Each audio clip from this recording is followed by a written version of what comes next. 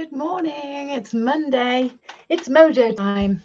And it's me, Gemma here on a Monday, as always, at 10 o'clock live for a weekly dose of behind the scenes, what I'm up to, what's going on in my jewelry making journey this week, how I can help you. Maybe if you've got some questions that you want to ask about your jewelry making dilemmas or techniques you just can't get your head around, then ask away. I've got all my tools and bits of wire and beads and everything all around me, so I am ready to jump into action at your request. We also have a mystery mini make, which is something we do on a Monday, and basically I have a pot full of demonstrations in here. They're a mystery, sometimes even to me, because I forget what I've put in, and you basically have to vote 1 to 10, and then the box with the most votes gets opened, and then I demonstrate what's in there live. Sometimes it's a full project, sometimes it's a technique, and sometimes it's a little starter sort of motif to get you interested or motivated to try and evolve that little motif into something of your own. So that's what Monday Mojo is. And now I'll say good morning to everybody that's coming in to join us. Hello, Leslie. Hello, Mary. Hello, Isabel. Hello, Francis. How are you? How are you all doing? Have you had a lovely weekend? What have you been up to? Tell me everything. What are you working on? What are you pondering over? What's inspired you? Let's inspire each other. It needs to be number 5 today for Abby's birthday. Yes, a big happy birthday to our wonderful Abby. So a heavenly birthday for Abby today. And I've got a little candle jar that she made me out. In fact, let's put it on. Let's light the candle. It's not a real candle, but it's an electric one, and it's one that Abby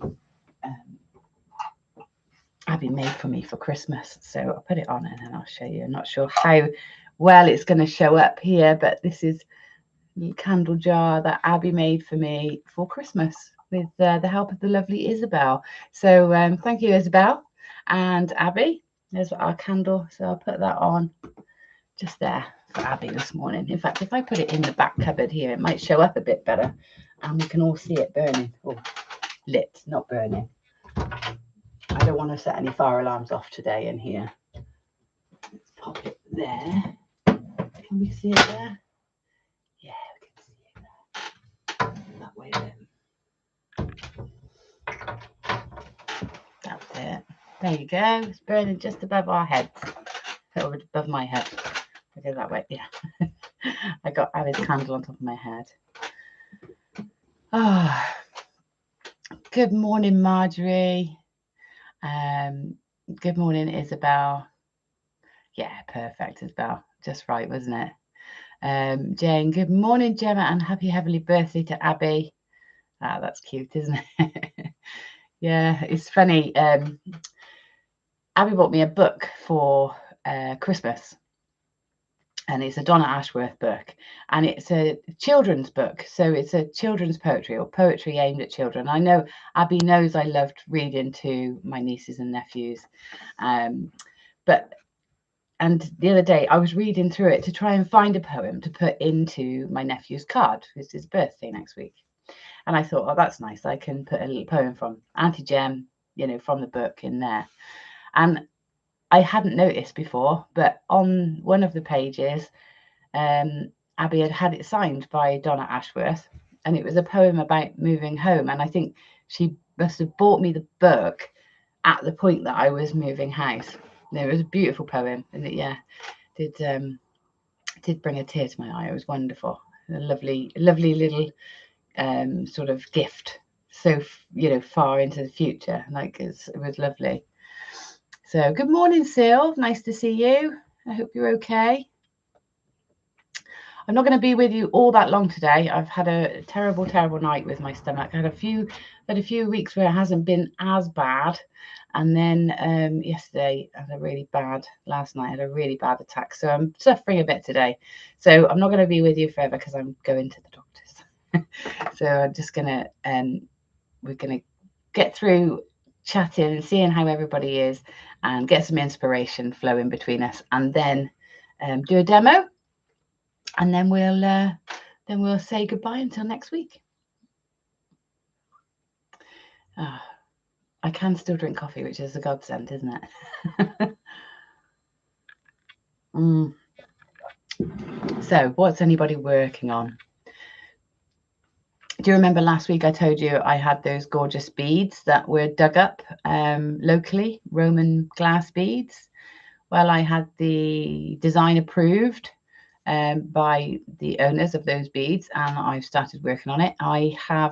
This is something for you to consider when you're pricing. I significantly underpriced because when I came to build the design, I used a lot more sterling silver than I had imagined, and also sterling silver prices have shot through the roof. So just the scrap value of the silver I've used is in excess of £60. So, but lessons learned, you know, and luckily I have a client that I can speak to and sort of recoup some of those losses. There's still a slight profit in it, it's just no time. But anyway, I have loved working with it, and I will be using it for content and reels. So that's where my money payback is going to come from it. But it's not finished. But here it is in process. Can't see it. So yeah, that was the design they decided on, with this linear design with the twisting and the rope, the twisted. Let's see if I can get it in a bit closer.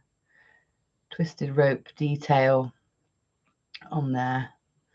But what I found was when I did it, the design was much more, was the same but simplified, so less wires woven in and out. So originally it was just the figure 8 weave, if you can see the back, figure 8 weave with a sort of rope, twisted rope running through the center of that figure 8 weave. It nestles nicely because a figure 8 weave has got that V profile. And that was fine. However, because the beads are irregular, the shape that I created that fitted around the beads was sort of that shape, so that the beads sat in that center. So if we can imagine, like, the beads sort of sat into that that shape. But because the beads were irregular and I had to set them that way to get the elongation so it didn't show so much the roundedness, to get the wires snugly round, it made it very asymmetric, or, you know, not quite right, which then threw the whole design out.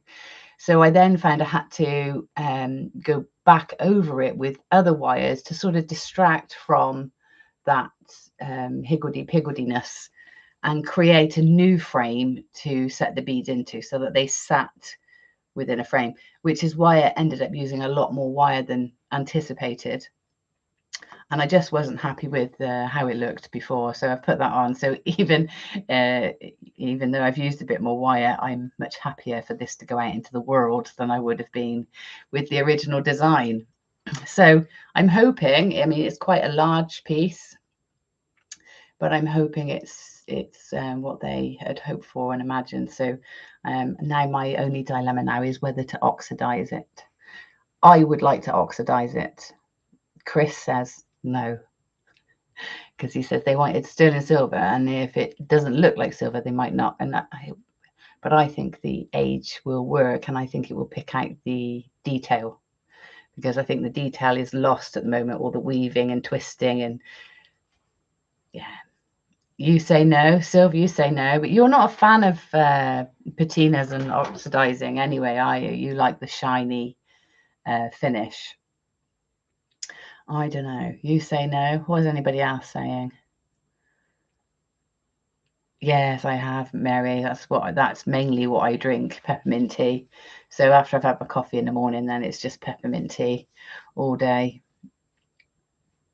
Sylv, what have you been doing? More wire bracelets with twisted and plaited wires. Also sailor's knot bracelets. Ooh, what's a sailor's knot bracelet? That's fab, says Lizzie. Thank you. Yeah, last night I thought, well, I'll try it whilst I'm having one. Usually when I'm having one, I just don't do anything. I don't drink anything. I'm terrified to put anything in. But I thought I'd try it last night, but it didn't work at all. So I had about 4 hours of agony last night. didn't go to bed till 2 in the morning. Poor Chris stays up with me because, you know, it's very supportive. So he's shattered too. Thanks, Jane. Hiya, Tony. I say no. It looks fab as it is. That's Tony says that. Isabel, you prefer shiny. Sylvia, I like shiny. Linda, you like shiny. Hello, everyone. Sorry I'm late. That's okay. Nikki, good morning. Sarah, morning. Good morning, Sarah Casey. I say yes because you buff back to show it's silver. That's what I think. And I think when you've got it all sort of one tone like this, you lose the depth of it. I suppose I could do it, take it back, photograph it, not do it, and then I can remove the patina. So I don't think I've got anything to lose by trying it. I think it'll look better. You say yes, oxidized. Yes, Nikki, thank you. Why not present the piece as is and ask the buyer if you prefer it with a patina? Yeah, I don't think, I think I'm going to have to show them to convince them. A bit like you lot. I like it shiny. Yes, but can't see all my work. And also, it's a Roman piece. You know, it's Roman glass, it's Roman design. So I kind of feel that oxidizing it, I would take off a lot of the oxidization. So it won't be gunmetal or black. Be a very subtle. Oh, what are we discussing? So Sarah, last week, I don't know if you saw, I was given some Roman beads to work with. So 4 glass Roman beads that have been dug up locally in a bit of a hall, and I was given them to put into a pendant for his wife, but also then to pass down. So he wanted it in sterling silver, but he didn't want the beads set. So he didn't want them sort of permanently set into anything. So they are sort of still able, if you wanted to remove them. And so the design, we went through a few design ideas, and then this one was the one, this design concept was the one we went with. And then we're discussing whether to oxidize it, and I want to because I think it's not finished, so you've got bits of wire hanging off and sticking out in the wrong places, but you can basically see the idea. So yeah, really exciting, Sarah. I've absolutely loved working on this project. It has cost me a few bob because I drastically underestimated how much silver would be. It's gone up so much, hasn't it? Do it, says Jane. I'm knocking out lots of cane slice bracelets for ballet show souvenirs. Oh, pink, pink, and pink. Ballet show. Oh, that sounds nice. Lush says, Sarah, they seriously came out of the ground. Yeah, they seriously came out of the ground. Not only that, I have this one as well, which was all part of the same dig.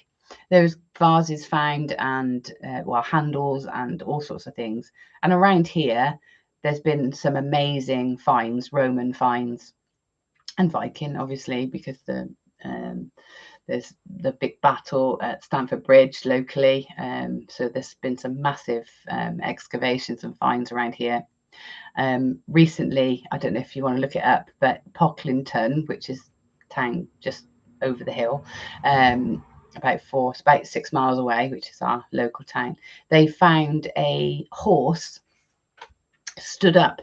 So the horse was killed, but they had buried it stood up. So it was obviously some sort of nobleman's horse or some sort of warrior's horse.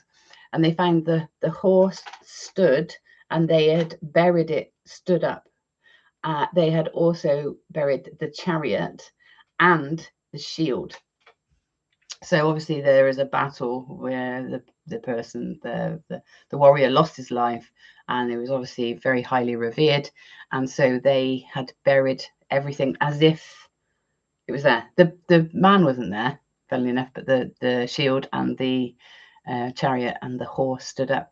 They are opening, hopefully, if they're waiting for funding, a permanent museum at local gardens. Good morning, ma'am.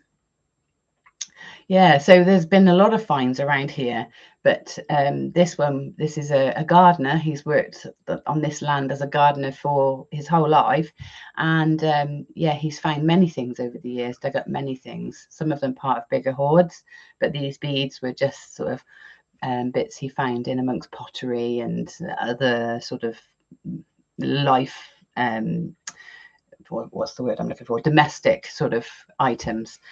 So yeah, he found those beads, and then in a similar location he also found this. Now I've done some research on this, and we've both been digging up archives and reading. You see it's got Roman markings on the back, which tells you that it's not Egyptian, but it is a replica, a Roman replica. So it's Roman, and it's made with faience, which is a type of clay made with sand, and it's got a copper glaze, so a copper sort of glass glaze, which has got some crazing on, all original. And then the mark on the back we have discovered isn't a numeral, or it doesn't spell anything, but it's actually a batch or maker's mark. So the Romans would make these to gift or wear, but they would make batches of them. So yeah, so this is a batch or maker's mark on the back. So this is Roman. This is my next commission with them. This one's going to be a brooch. It's very exciting. Yeah, that's mental. So even the Romans copied stuff. Oh yeah, absolutely. I mean, who wouldn't copy the Egyptians? They were very inspiring to the Romans. Yeah, so yeah, but it's made me really hungry for more information because it's just so exciting. Yeah, and if you get the chance to see the shield that was found, as guys, as metal workers and jewelry lovers, the ornaments, you know, are the things that capture me. I don't care about the chariot or the horse, but the ornaments and this shield, they've made a replica using traditional methods to show what it would have looked like, and it's absolutely beautiful, repousse work. Oh, it's just stunning, absolutely stunning. So if I can find a link, I'll pop it into Mojo for you all to look at. So yeah, it was wonderful. Right, Lynn says, morning, I've been sorting through your quick makes DVDs from a few years ago and getting lots of ideas and expanding on them with the new shaped beads. Yay, oh, that's nice. The quick makes CDs were great, weren't they? Really pleased with those. They were a great idea. And there are some really great projects on there. And like you said, they're the bones, aren't they? So then you can grow and expand them. So I'm glad you're getting into them.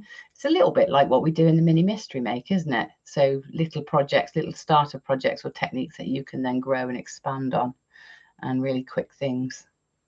Sarah says you would go with oxidizing then. Yeah, I reckon I'm gonna. I asked all your advice, but I was going to anyway. But it's interesting to know how many of you say no, they're just the silver. But if I photograph it as is and then photograph it oxidized, and then I think I could show the client the comparison and see what they like. Good morning, Gemma. Hi, Ray. And good morning to everyone else. Good morning, Ray. Sylv, must watch them again. Yeah, they're pretty good. I haven't got any of my DVDs. So I've got none of them, and I've never watched them. And that's a lie. Which one have I watched? I had one and I watched it. I can't remember. But there was one I filmed that never got released.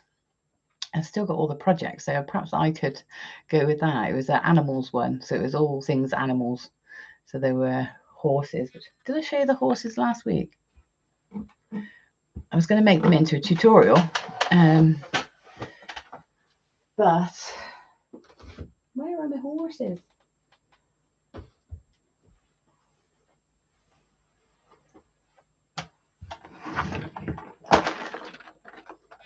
I don't know where I've put them.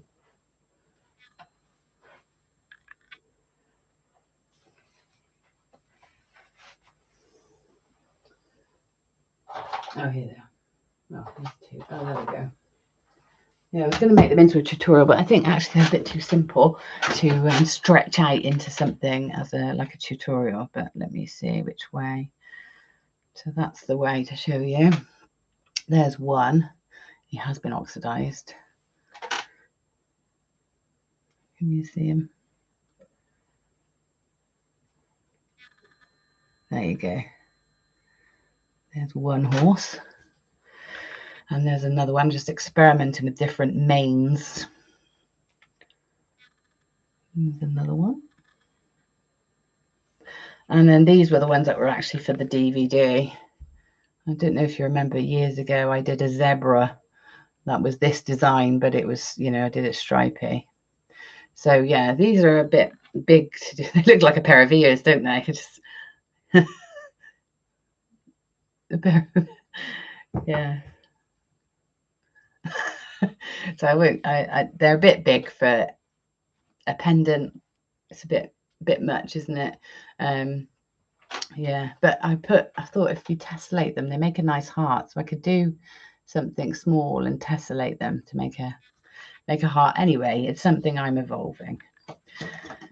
So what else can I show you? Oh.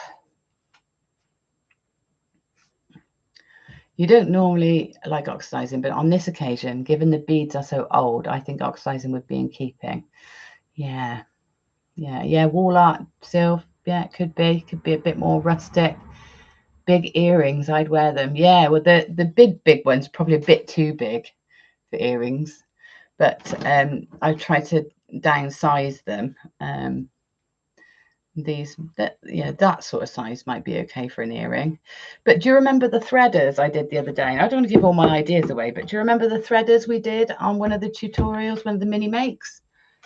I think I could adapt it so that that was a horse head, and then it went through, like the mane was, you know, went through the ear. So I was considering sort of adapting it like that. There's a lot of horsey people around here who love their horses and would probably love a design like that for their ears. So I'm going to do an equestrian range. You have long hair, so you like the big ones. Well, I do, but I find they get caught in my hair. So I generally just keep on these sleepers. I've got a silver pair and a gold pair. I should have changed them to silver today because I'm wearing silver jewellery.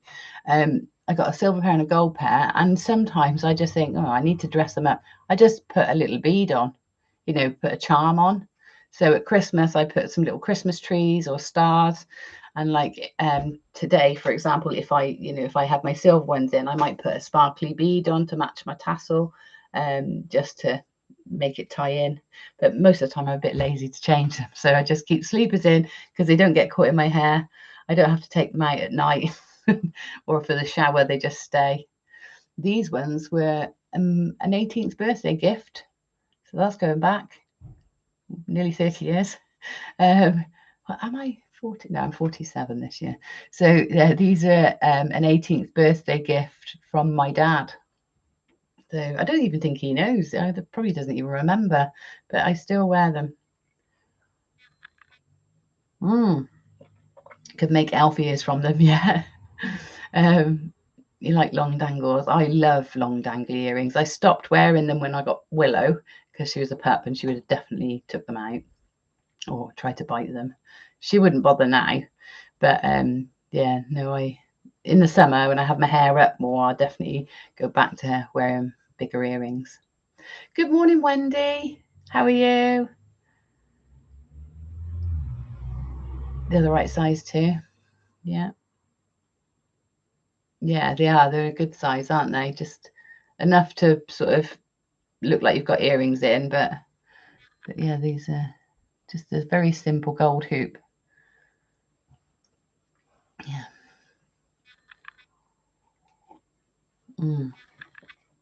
Yeah, I'm okay, Wendy. Few bits going on. Still got a really bad tummy. No joy with my scans. So we'll see what's next. Right, what else? Oh, I'll tell you what else. I've got this out. So I'm thinking that maybe this might be something that inspires you this week. Also, can you start voting? So I know I've got a vote for number 5. And I'm guessing that a few of you will vote for number 5, given that was Abby's favourite number. And it would have been Abby's birthday today. So it's Abby's heavenly birthday today. So I've got a 5 there, and I've got a 1 and a 5. Shall we just skip this and say we're going to do number 5? Yeah, number 5 it is. 5 for Abby. I hope it's a good one. Has to be 5, yeah.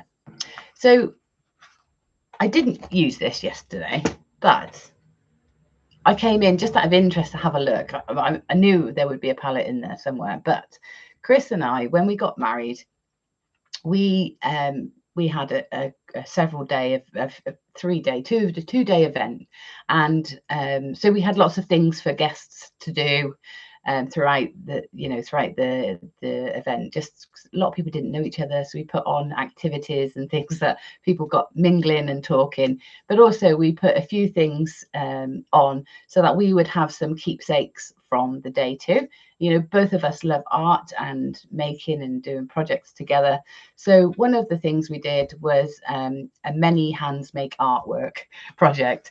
So we put an easel and a canvas in the dining, the sort of it was a milk dairy. It used to be a milk dairy, but that was where we all had breakfast and snacks and stuff on the day leading up to the evening and the day before the wedding. And so we put this easel up and we got everybody, well, we gave instructions. Some people didn't follow the instructions, so excuse some of the symbols on here. But basically it was all our friends and family all put their handprint or their mark onto this canvas. And anyway, this is the result. So yesterday, Chris and I finally got around to finishing or painting the canvas. I've still got to line everything again, but this is the result. So we picked a really vibrant palette of colors. We painted over it for ages. We were like, shall we do our wedding colors? But we thought it might look a little bit drab with, you know, on a canvas black background. We thought it might look a little bit too soft for the sort of graphic nature of this artwork. But our concept came to life. So now we've just got these lovely blocks of color with everybody's hands and their names, and you know, yeah, some of them, you know, devil horns down here. We've got but it does say about the person's character as well. We still don't quite know what this is, but nonetheless, we actually still don't even know what this says. We think it's Vix. So if you're watching Vix or Hags, was that you? We still don't quite know, but we call it the Orca, and we love it. So, but yeah, it's dreams of the party and the fun that we had. So this is it. But when we came to do it yesterday, we suddenly realized that we didn't know what colors we were going to go for, and we didn't want to go completely with random all over the place colors. So we each selected a color, and then we kind of went with its complementary color, its opposite. So we wanted turquoise and I wanted lime, so then we went with orange and purple. So we kind of went opposites on the thing, and we have a tetradic color palette. So I've picked up the thing. It's lovely, isn't it, Nikki? And it does look awesome. I think once I've lined it and once I'm going to edge it with a copper strip, and then it will be up on the end of our hallway, so we get to see it every day. And just remember what a lovely time that was.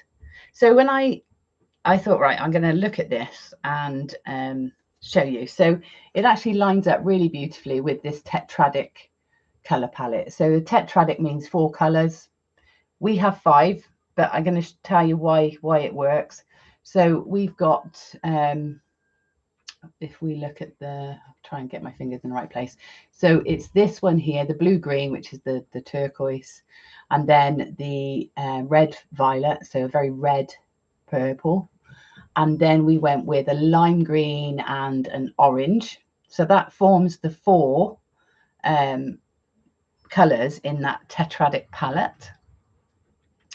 And then we did need a third, we did need a 5th. We wanted something bright to lift it, so we went with yellow. And when we were deciding, I said to Chris, it can't be a cool yellow, it's got to be sort of more, and I pointed at the crocus. I said it's got to be that crocus yellow.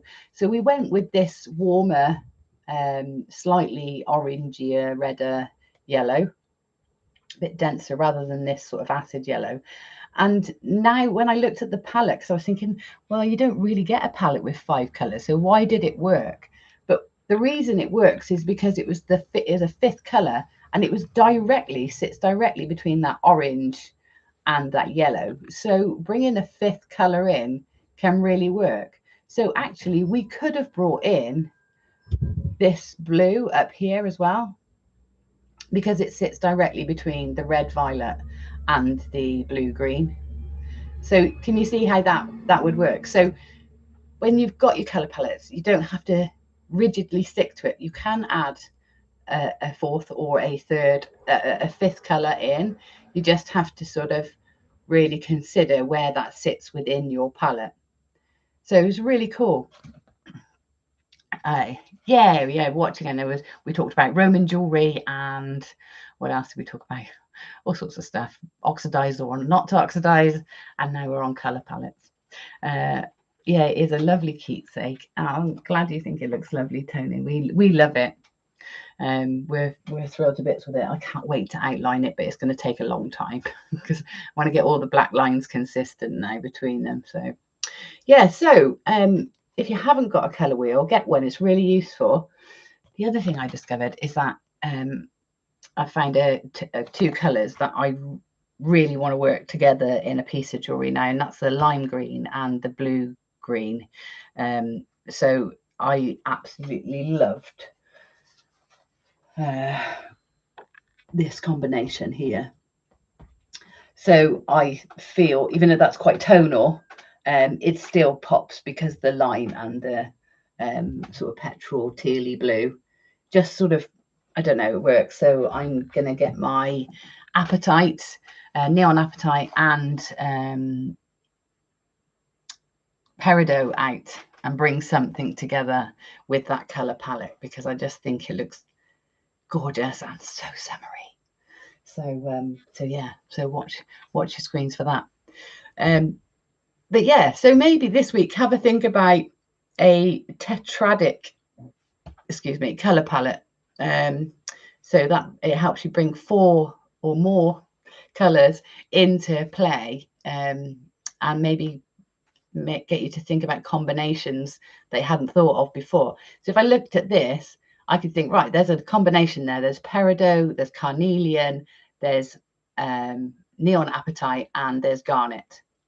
So that could be 4 gemstones that I could then bring together, even a bit of citrine, or maybe I would use a warm metal like gold to bring that together, because even though there's some cooler colors in there, there's a warmth overall, isn't there? I don't think that would work with silver, that color palette. It might. It's a neutral after all, so it probably would.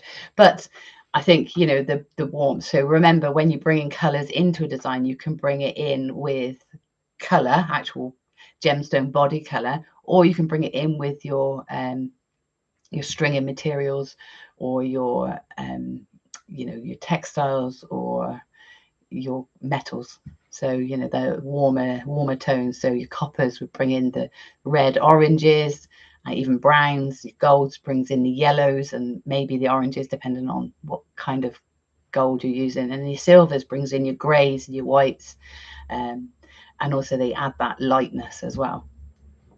So, you know, have a think. I don't know if anybody wants to throw a gemstone at me, and I will find you a color wheel palette to go with it.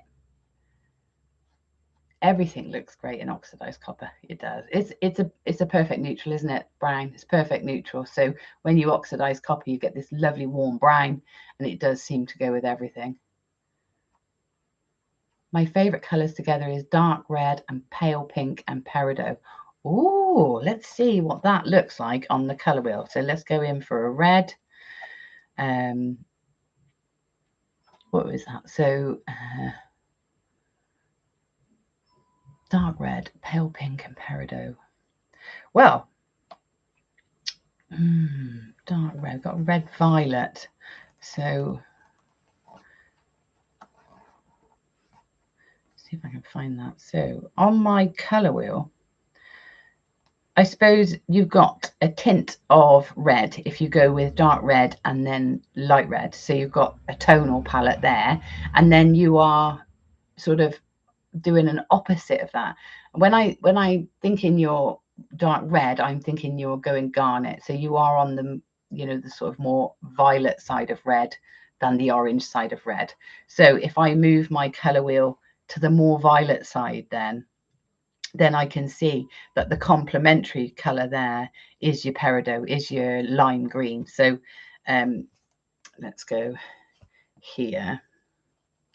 Well, I'm going to go in between because then we can see how that sits. It's maybe, so if I go in between the red and the red violet, which would be a garnet, sort of, it's kind of there, isn't it? It's definitely not the other side. It's definitely not the orange, unless you're going for like a Hesselite garnet or something like that, then you would. But if you're going reds, pinks, so we've got red, and then the tint of red is your pink, with your pinky tone. So this is like kind of kunzite. This, if you were going for a pinker tone of garnet, you probably go kunzite.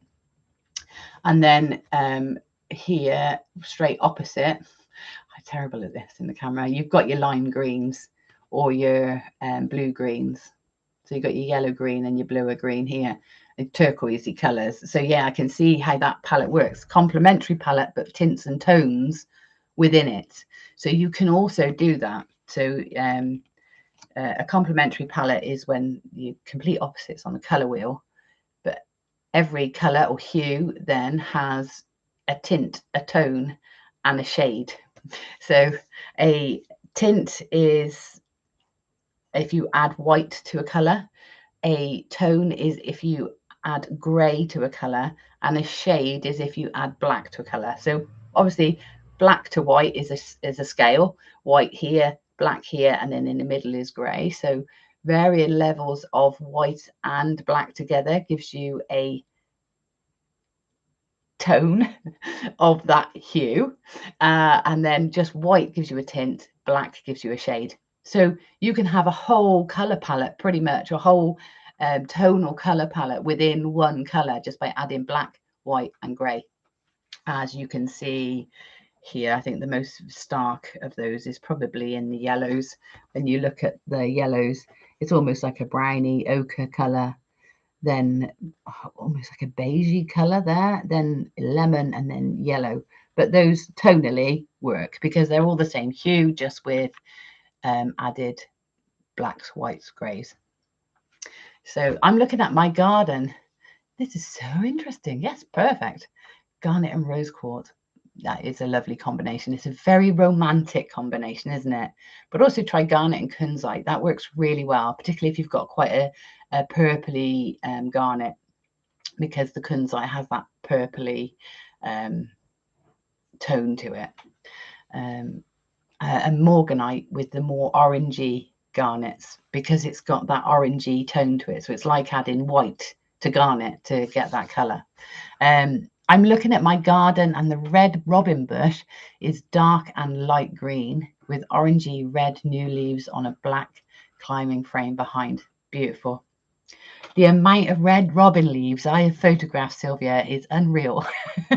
We had a variegated, which sounds like what you've got, a variegated red robin, the beautiful colors.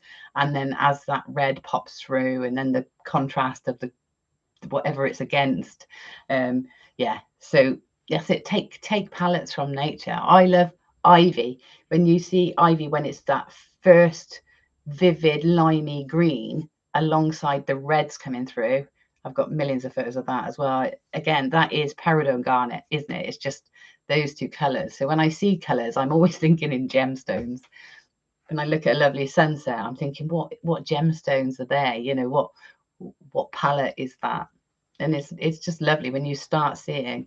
But if you are ever stuck with what to put with it, just refer to a color chart, color palette, and then just think, okay, that is that gemstone, so that probably would work. Like your iolites, it's a shade of blue, isn't it? Because it's got that blacky sort of dark inkiness to it, which is like you've added black to ultramarine, so you get that really indigo blacky blue. It's lovely. And then if you look around your palette, so if I went directly opposite that, I could go with a really mustard yellow, which would look amazing. So maybe a mookaite in with your that's a combination I've never done. mookaite and iolite. It's fascinating, isn't it, once you get going? This is why it's so important for us to have a large inventory. Exactly, Nikki. Exactly. I have finally sorted out my cabochons, and I have far less than I thought I did. I'm very disappointed. But never mind. At least I shall be probably stocking my cabochons very soon when I start working with Chalmers, because 9 times out of 10 I buy more stock than I sell.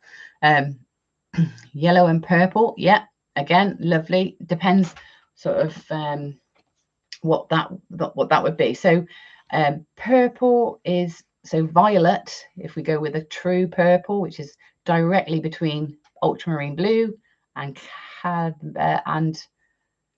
red, which crimson red, directly between is here, and then its direct opposite is yellow. So if we look at that, you think, okay, so this maybe amethyst, really great amethyst, this really great yellow sapphire, citrine is more over here, isn't it? Or maybe here's more of a beer quartz. What other things, what other yellows can we think of? It's very hard. That's the thing with gemstones, is they're very rarely a true, color that you can go, right, that's that, and it's right opposite there. So the great thing is you can sort of you can get color wheels that ombre all the way around, and you can find almost the exact hue on the way around the wheel. But what you might find is that you've got let's look at this. So let's look at this red. Look at the red. Gosh, let's look at the red. Bright, vivid red. It's not very often you get a gemstone that is that red. Even rubies are more of a blue red, aren't they? So we've got this bright, vivid red, but it's likely that you will have this color in a carnelian, like a really dark carnelian. So this is red, but it's a shade of red, which means it has black added to it. So if you were to match a carnelian, because it's red, with a emerald here, green, like a green emerald, if you're going with a shade of red, you're better to go with a shade of green to make it a true what's the word I'm looking for? A true complement, to complement it truly. And that's why sometimes it doesn't quite work. You think, well, that's a blue gemstone and that's a yellow gemstone. They are complementary. But if it's a shade of blue and a tint of yellow, it's probably not going to work, or it won't work as well. So you have to really think about the nuances within that tone as well, whether it's got a hint of white in it, a hint of black in it, or a hint of grey in it, and then think about it. So we're not just thinking about the true colour. That can give you a general direction to go in terms of hue, but then you really got to think about the tint tone shade. So if we look at green, we've got, what have we got here? We've got like a green onyx at the top. That's that vivid dyed green onyx. And then if we go down here, we've got more of a sort of African emerald. If we go up here, we've got Mexican emerald. So just because it's emerald, it's the sort of type or location of the emerald that will give you those different sort of tints, tones, shades. Okay, so think about that. Not just any old emerald would go with this here. If we go in the shade, you'd have to go with a sort of an African emerald to get that darker jardin, the ones with the lovely jardin, the blacks in, that would give you. So all about the tones then. Yeah, so not just the hue. True hues are really hard to find in the natural world in terms of gemstones, because there's other things at play. There's clarity at play as well. There's internal inclusions. There's chatoyancy and refraction. All those things play a part, making it really complicated now. But what I'm saying is never see that color as a flat, true color. See it for what it is. See how the light works with it. Because sometimes you can have a beautiful, true yellow citrine, but because it's clear, it's not going to go with a, what can I put it with? it would definitely go with the peridot. Tonally, it would work with the peridot because also it's got that clarity. So it all plays a part. Anyway, that's far too complicated. When I do the creative confidence course again, we go into it in a lot of detail, but that's, this is something to play with. Have an experiment this week, maybe with some different color palettes. And I would recommend the tetradic palette because it really brings 4 things in together. And you can really then, get exciting with your palettes. Anyway, violet, green and yellow, or violet, green and yellow. Yes. So that is perfect. That is a split complementary palette. So if we go here, if I go with a red, just normal violet, let's go normal violet. So a triadic or split complementary is 3 equally spaced points on the color wheel, and it doesn't matter which one you start with, you will get 3 equally spaced colors that form a triangle on the color wheel, and they will work together. Split complementary, so you get nice contrast. So or triadic, yes. It definitely works together. Violet, green and yellow, definitely. But again, tones, tints, shades within that, you have to really think about those. But just flat colors, yes. Right, let's do a demonstration, and I can get off. And what time is it? Oh yeah, better had. Show me your favorite palettes on Mojo this week, and then put attribute gemstones to those palettes, and let's see if we get the most popular one. That'd be cool, wouldn't it? Right then, box number 5. Oh, how cute! We got a rabbit, which is great because it's nearly Easter. And how funny! I was just talking about the DVD I was making with animals. This wasn't from that. This was from the Easter one I did with the Easter bonnets and all sorts, and little Ian nests, egg nests. But here's a little rabbit. Shall we do him? He's cute, isn't he? I haven't done him for a long time, so see if I can remember. Put this here. And I am going to work in... What should I work in? I'm going to work in copper because I've got some scraps here, and I think I can probably do it with scraps. What's that? That looks like a decent size. No, not big enough. That might be big enough. Run it up, down, round, round. Yeah, that might be big enough. Right. He's cute, isn't he? Great pick. Yeah, well done. Well done, Abby. Right. Yes, this got to go here. And I'm going to grab my camera. I'm going to turn it and put my thumb over it so I don't make you giddy. How's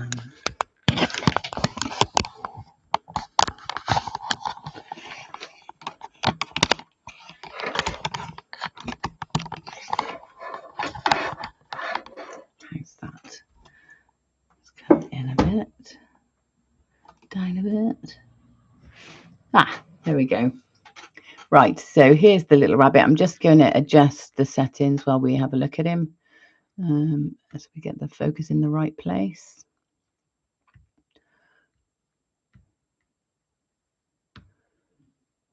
There we go. That about right.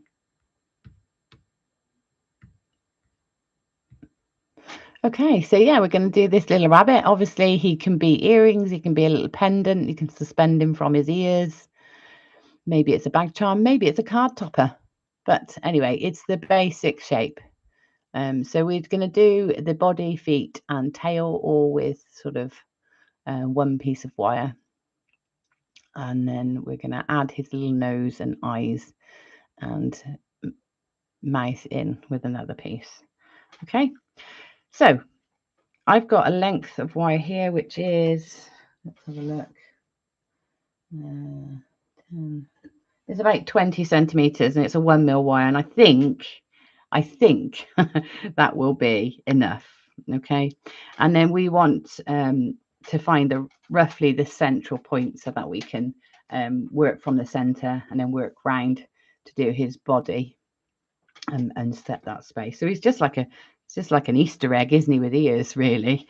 So let's start. So I'm going to take my flat chain and round nose pliers. I think that should be all we need for this project. So basic pliers, about 20, did I say 20? About 25 centimeters of 1mm wire.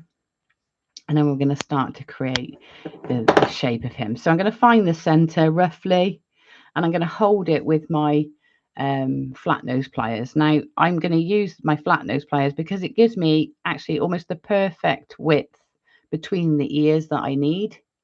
So I'm going to hold the wire in my dominant hand, and then I'm going to push both wires either side upwards like that.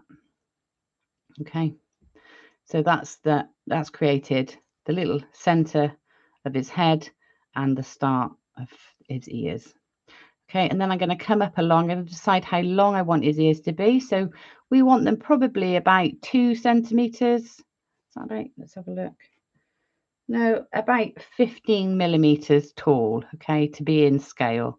So I'm just going to position my pliers on the one side, and I'm going to bend that back on itself. So use the pliers to create that bend in the wire. And then I'm going to do the same on the other side. So what pliers in, and then bring the wire all the way down. Okay, like that. Then I'm just going to pop the pliers back in, and I'm going to hold just parallel with the top of his head, that little forehead bit there, and I'm just going to kink them out to the side slightly. Okay. So hold the inside of the ear so that where you bend is going to be level with the middle of his head, and then kink that out slightly. Okay. So basically it's going to look like a little space hopper to start with. Okay, and then we want to shape his body around. So what I'm going to do here is I can use a former. So I could use some bail making pliers, or I could use something round. I think this is too big, but maybe a ring mandrel might work. Just something to help you shape the bottom of him. So I've got these big bail makers. So I'm just going to sort of hold slightly along from where his ears start, because I don't want it to be round all the way down. I just want a round bottom. So then bring the wire like that on that side, and let's go to the other side. Use the same part of the mandrel, and then bring that round like that. Okay. Ooh. Okay, so basically something to give us an even sort of shape. Right, so I'm going to pull him in a little bit. It's a bit fat, although, you know, you can make lots of different shapes and then give them a bit of character. And then I'm going to just straighten these up. So just pull them so that they are straight across the bottom, and pinch them together and give them a push into place until you're happy with the shape you've achieved. All right then. So one side is going to be a tail and the other side is going to be his little foot. So what I'm going to do is I'm going to hold on to that middle where they cross. That's where I want it to be. And I'm going to put his little foot in this side. So round nose pliers. And I'm going to put the round nose pliers just up against the framework there. So just about there. And I'm about halfway down my round nose pliers to make his little foot. Okay. And then just double that back on itself like that. There's his little foot. And we want to use that to hook the frame in as well, stop it pulling apart.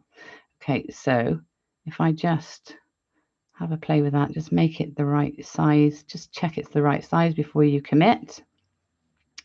And then I'm going to create a hook back on itself here. That's going to hook into the frame. So I'm just going to put my pliers, tip of my pliers, sort of in between the frame of the body and the foot, so that I can sort of, if I was to pull this wire against the body, I'm just going to pull everything out of shape. So all I'm doing is using my pliers instead of the body to create this hook. So you might have to just manipulate it slightly to get that wire through. So I'm creating a hook.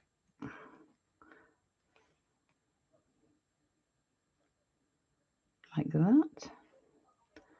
Okay, that's hooked now onto the frame of the rabbit. So you can remove your pliers, continue with pinching that together, and then we can trim off the excess. So let's trim that wire there, and then I'm going to pinch it closed.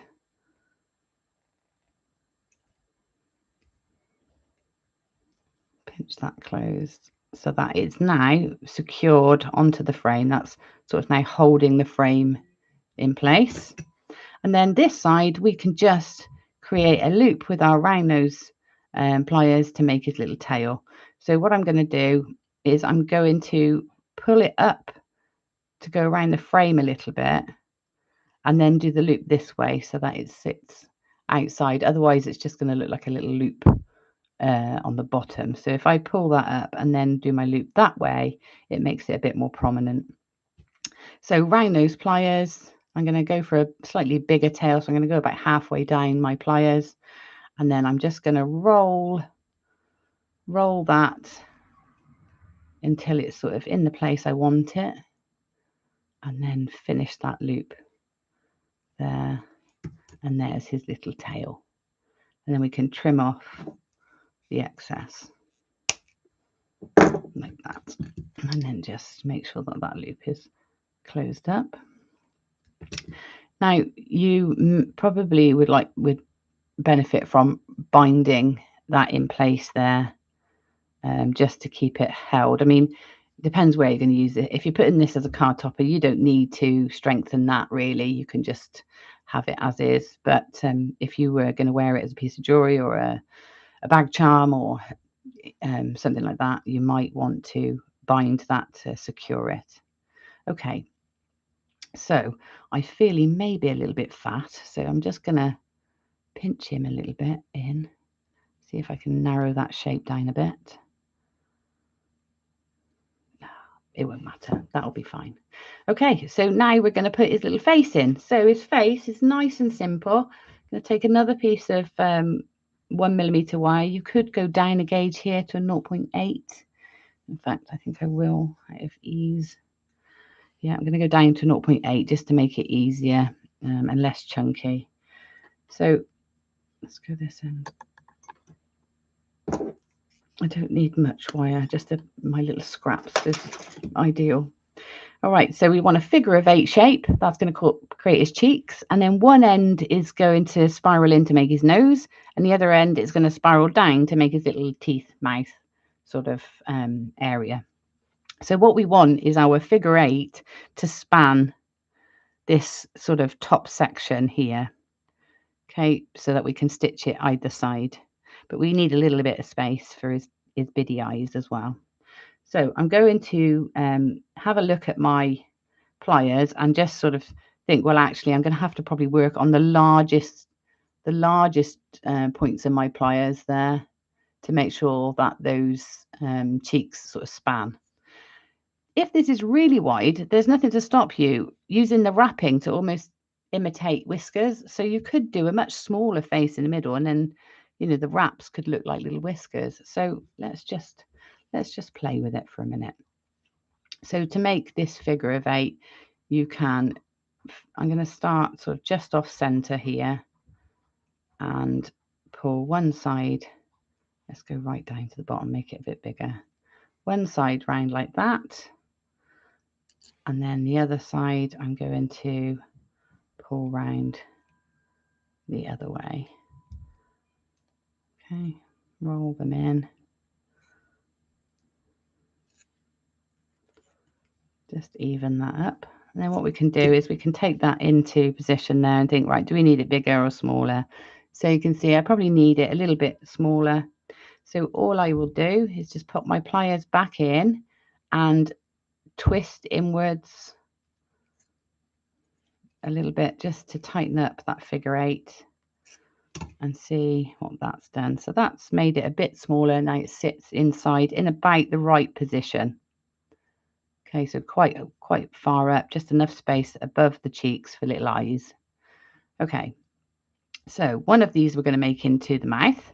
So this one at one end, I'm just going to put my pliers so a bit further down. So I'm going to use a bit further up the jaws there to make a little loop and just position that.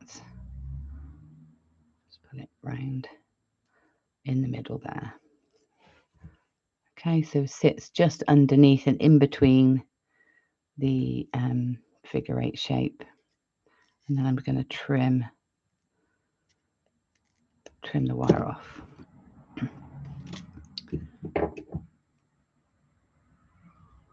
And just make sure the gap's closed. Okay, so that's going to be the back. So when I flip it over, that sits sort of behind the cheeks then, like that. And then this one, we want to spiral, and then we're going to sit it directly in the middle over the top of this where it crosses over. Okay, so we don't need all of this wire. It's going to be far too much. So what I'm going to do is I'm going to chop it down to about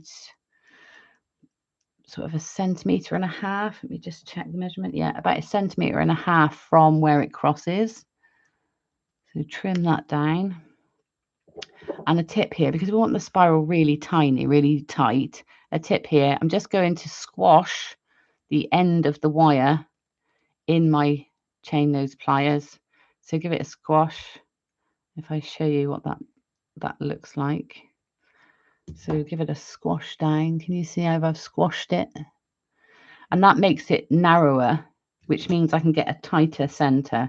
So if I just hold onto that now, that squash bit of wire with my center of my pliers, it's going to really help that to spiral really tightly in the center. Because it's flatter, it spirals in nicely. Now we're in a completely wrong direction here. So I'm just going to turn it so it's in the right direction. And then grab a hold of the spiral and just keep turning it down till it sits in between the two, like opposite the little mouth we put in. And then what I'm going to do is I'm going to grab a hold of it and I'm going to flip it so that it then sits slightly proud of the cheeks and right in the center. So grab it and turn it to sit it in place. Okay, so there's our little mouth, cheeks and nose, and that's going to sit in there. Right, so now we get some 0.4 wire. See if I've got any hanging around in my scraps. I have. That's a big scrap. Let's see if I've got a smaller scrap. Yeah, so a few little scraps. So let's start by just stitching in the sides. So really, we just want to do, in fact, if I wrap around the frame first, that's going to help hold it. So if I just wrap twice around the frame there, and then bring the wire so that I can then tie in. Remember to do it up the right way. So that is little mouth is at the bottom. And then we'll stitch this in place with a couple of stitches on each side. So pop that there.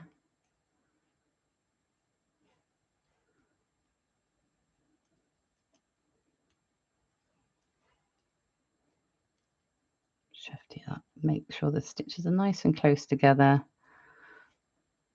So wrap a few times into each cheek. So that's 2. Let's go with 3 or 4. Doesn't need much. Right. So we want to make sure that we're still able to reach the other side. So that'll do there. I'm just going to finish it by wrapping twice around the frame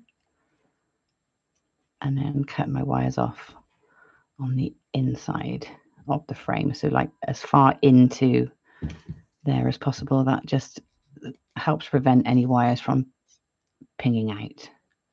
So trim these off. Now we'll do the same the other side. So a couple of wraps around the frame to start with. And then in through the cheeks. So if I've done 3 wraps on that side, I want to make sure I've actually done 4. So I want to make sure I do the same on the other side just to keep it even. There's 1.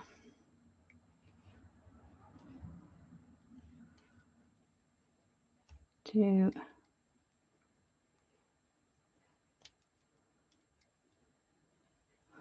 3. And 4. And then 2 wraps around the frame to keep it in place.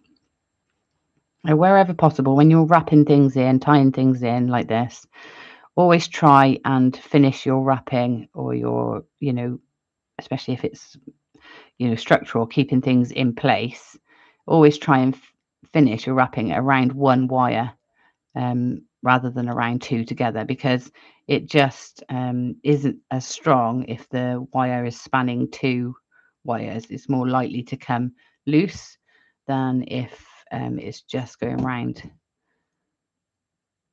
1. Okay, so that's that. Let's give it a pinch to make sure it settles in the right place. There's his little cheeks. And now we just add some eyes in. So what I've done here is, it's nice to find some contrasting ones. So go with something that's going to contrast, like I use black spinel, but you can use any color you like. And you'll just, to get those stitched in, what I did was I went from the middle with some more scrap wire.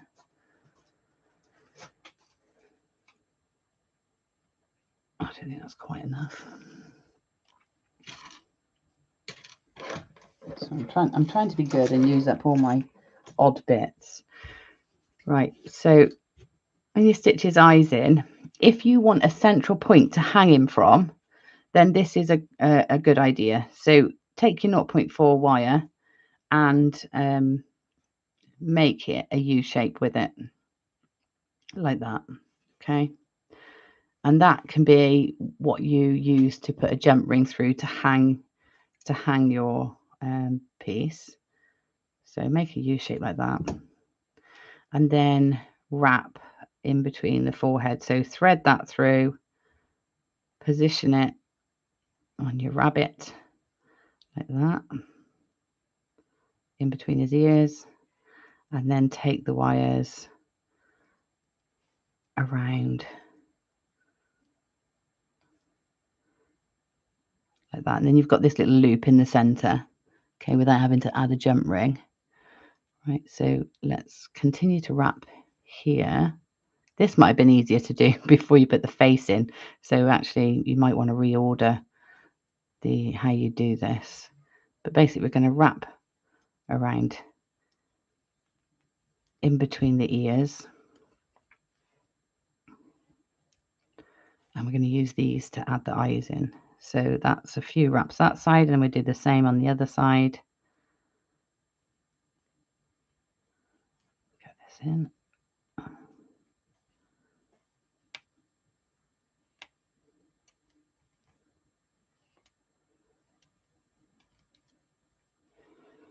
If you've got any little cute little beads like bows or anything like that, that would work really nice to sit up above, in between his ears, maybe a little bow-shaped bead, even a heart maybe, it would be cute. Okay, so that's enough. So that's even number of wraps on each side, and that's just brought my wires into the right place to add his eyes. Now I haven't got any little tiny beads handy. Bear with me, I'm sure I'll find one. Oh, here we go. That was easy. They're right there. 2 tiny little beads. They might be a bit big, but let's go. So just pop one on one end of the thread. Oh, these are spinels. Incredibly, tricky. Especially when they ping off.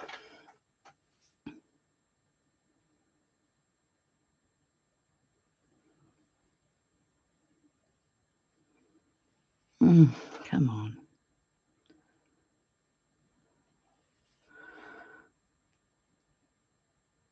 Right, so there you go. There's one little eye sat in there. And then we just stitch it in through the cheeks. And as many as you feel you need to secure that in place. So there's one.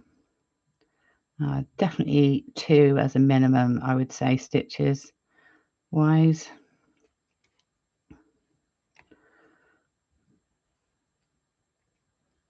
Let's go with that. That'll do for a minute, and then we'll put the other side on. See if I can do it without pinging it. I think it was black spinel. Is you think you've seen a hole, and it's actually just the light playing on it. I'm sure you all know what I mean. Right, so that's that one in place, and then we just stitch through the cheeks. Do the same number of stitches on each side just to keep it consistent.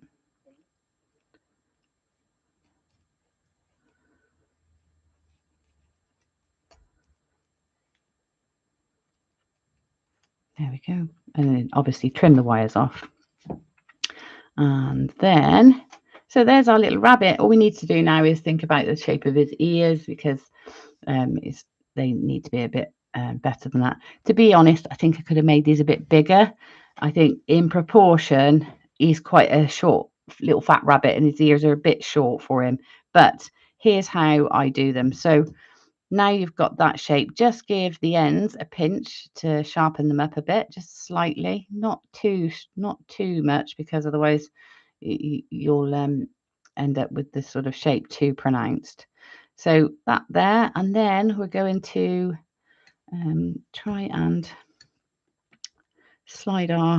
make a little gap in there to get our round nose pliers in. Try and get in there. Yeah, they could have done with being a bit bigger. I'll tell you what, if you struggle, get a T-pin, prise them apart, and then we just go in, and we're just going to put your pliers in like that, and then just open them. So I'm squeezing the jaws open, and that's giving me that sort of little that sort of shape, and then pinch them back together. So it just gives them that sort of profile of like they're narrow and then widening and narrowing again. So pliers in, put them into the center of the length of the ear, and then open them. Open the pliers to give you that shape. If that's not working, you can just get the shape in there with you by manipulating them, and then pinch them closed again. And you can alter the character of your rabbit by sort of altering the angle of the ears as well. So if you wanted to, you could sort of tip them over slightly to one side, you know, have one going off to the side, or if you did them long enough, you could even have one folding over. But there you go. There's your basic Easter bunny. I've lost his shape a bit, haven't I? Close that back up. He looks a bit more like a space hopper than an Easter bunny, but you can see the idea. You see how you get there. So yeah, I think probably less fat it would be a better idea. But have a play, make a variety. Have a whole little family of them, all different shapes and sizes, and but there's your basics. So there you go. There's your box number 5. He is very cute, Tony, isn't he? Mary, that's clever, lovely. Thank you, Sil. That's fine, Sil. Thank you, Joe. I love him. Oh, good. Well, there you go. And it's in plenty of time for Easter, isn't it? You've got plenty of time to make some up. Maybe put them in the eggs, or if you do an Easter egg hunt, maybe this is one of the things you can find rather than just finding Easter eggs. Yeah. Okay. Let me move this camera back. Oh, one thing I must say as well, while I'm on Wednesday last week, I had my first sort of in-person beginners wire work course started last Wednesday at Bishop Wilton, and I had two absolutely lovely ladies, Jo and Jodie.